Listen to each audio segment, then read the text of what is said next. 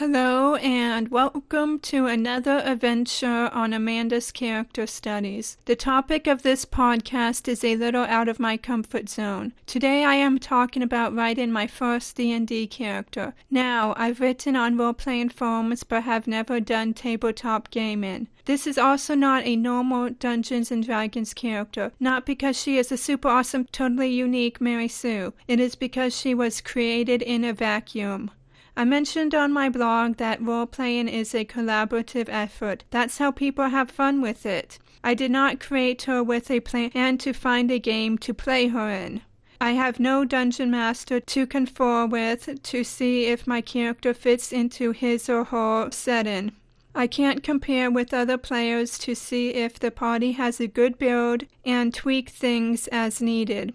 This is a character created with a basic D&D knowledge and lore to see if I could create someone moderately interesting and share the experience and process. With that preamble out of the way, let's begin. The start, I admit, was bumpy. I had no idea what I was doing. I mainly used the player's handbook and free tools online after watching people talk about creating their characters. This was all very helpful. However, because I had nobody to create a character with, no game to join, I was aimless. I decided the solution was to go to a random generator for race and class. This did not go well. I kept on getting magic classes and races I was indecisive or confused on. I did not want to get mixed up on the complications of different spell users. For me, that was not beginner-friendly. I kept going, no, next, and repeat.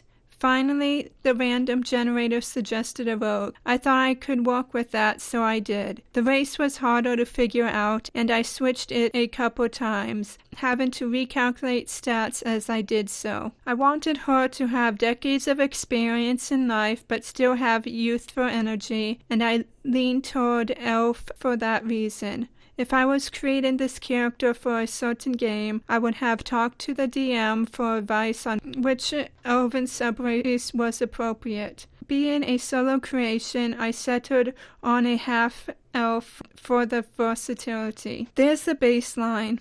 Although name was the last thing I decided, she is Leah, a half-elf rogue. I rolled stats thinking they will turn out awful. My luck will be awful. It was the opposite. I got 3 good rolls and a decent one, and with next seeing a high number, I did something I bet many D&D players would call blasphemy for cursing my good luck. I rerolled, and I happily got a worse number of an 11. If she was to be put in place in a campaign, I would not have cheated in this manner. Since this is just for my strange amusement of creating unused characters, I thought too good of rolls was boring. In the end, with ability boosts, Leah ended up with a 10 in strength and her worst stat, 17 in dexterity, 14 in constitution, 11 in intelligence, wisdom 16, and a charisma 17. Charisma was one of my middling stats, but because of the added charisma of half-elves, it tied for second.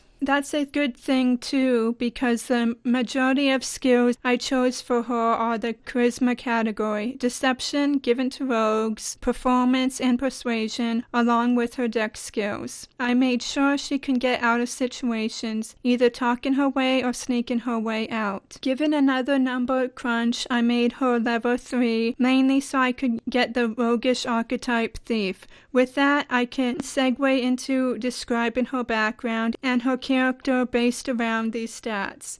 Leah, as you may have guessed with my interest in giving her the thief archetype, has a criminal and burglar background. As a child, she grew up in a family that went in between doing well for themselves to not at all. Her father is an elf that ran away from his gambling problems, and her mother was a thief from the local thieves guild. The fluctuating income left to a similar standard of living. Nonetheless, Leah felt that her childhood was happy enough. She enjoyed making a game of stealing loaves of bread from the market. When she was close to adulthood, Leah's mother stole her inheritance from her father and ran away. The inheritance, an enchanted necklace that was a steady piece of collateral they had for years.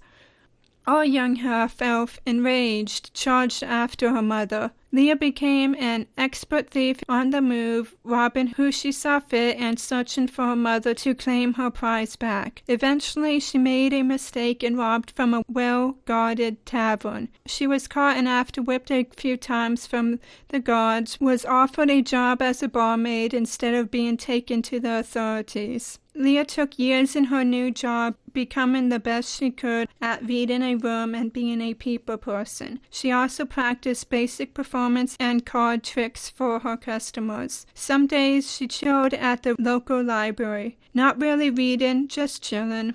Her debt paid, years later, she joined the local Adventurers Guild. Taking odd jobs, she hopes to hear news on her mother. While she was not as selfish as she was in the past, she does value her freedom most of all. Leah can be selfish, but no point in creating her did I feel that she had malicious intent. She has trust issues, though, and believes everyone to be as self-serving as her, so she won't mind sharing blame. Once she has trust in her friends, that loyalty lasts for life, or until they break her trust. Leah is a calm person and combatant, using a rapier as her preferred weapon. With that, she will also carry with her either daggers or a short sword. I will wrap up this character discussion with her physical appearance. At 45 years young, her slim build stands at 5'8", with blue eyes and lightly tan skin. While some elves will think it's sacrilege, Leah keeps her dark copper hair short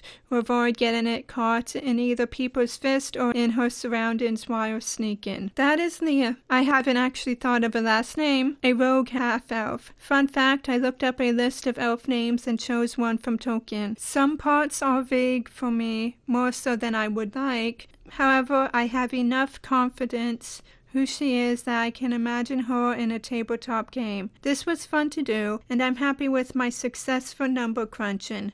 And good rolls. No negative modifiers. I was shocked, even as I attempted fate. If you enjoyed this podcast, you can check out more from me at amandascharacterstudies.com. I may end up posting Leah's character sheet once I clean it up a bit. Have a great one.